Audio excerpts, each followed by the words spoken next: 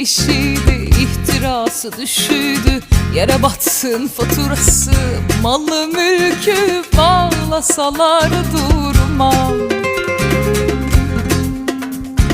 Kaşıydı gözüydü, intikamın gücüydü. Ayıp denen bir şey var ya, hasbinallah, ağlasalar durmam.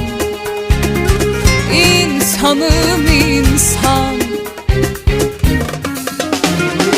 Hadi kalk gidelim,